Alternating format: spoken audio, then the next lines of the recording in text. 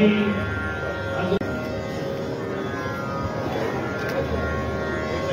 आदरांजली वाहण्यासाठी आपण सक्षम होऊया।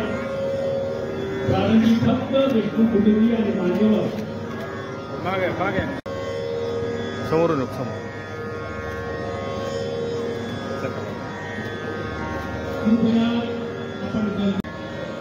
कृपया बाकीच्यांनी बसून राहावं।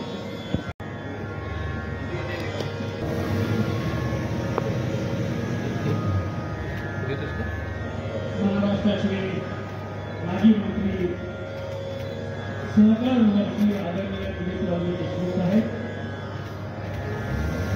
या ठिकाणी आदरांजली अर्पण करत आहे। त्याचबरोबर देशमुख परिवाराचे सदस्य विलास सहकारी सागर कारखान्याचे आदरणीय मातोश्री राज्याचे माजी वैद्यकीय शिक्षण आणि सांस्कृतिक कार्यमंत्री आदरणीय आमदार अमित भैया देशमुख साहेब, जिल्हा वैद्यकीय अध्यक्ष आणि लातूर कार्याचे लोकप्रिय आमदार आदरणीय धीरज भैया देशमुख साहेब,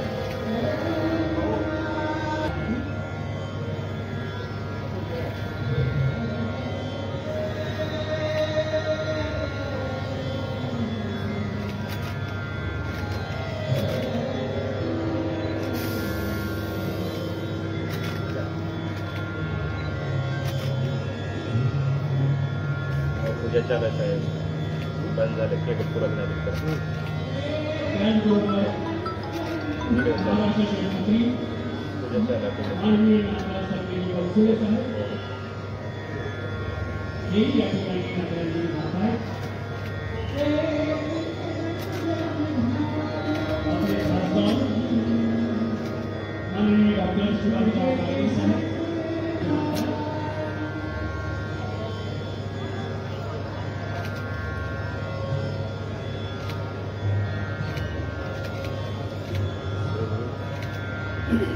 नकारा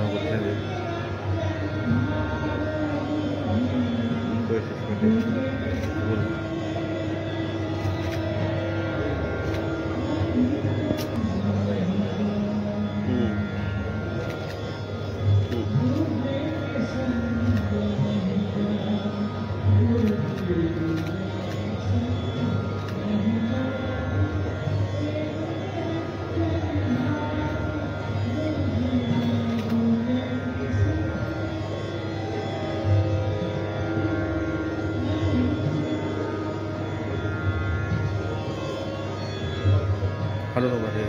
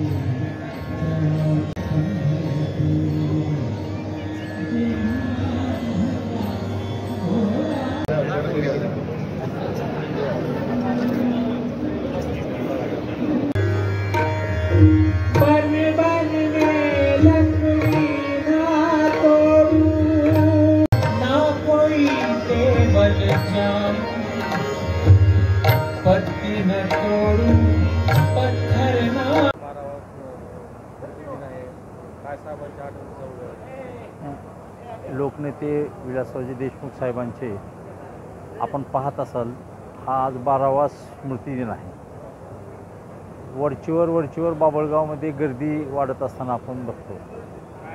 कसं स्मृतीस्थळ म्हणजे स्मृतिदिन साजरा करत असताना पहिला, दुसरा, चौथा आपण बघू शकतो. पण वरचीवर बाभळगावमध्ये वाढत असणारी गर्दी पाहून लोकनेत्यांचा विचार महाराष्ट्रात आणि देशात किती खोलवर रुजला आहे हे आपल्याला सगळ्यांना लक्षात येईल.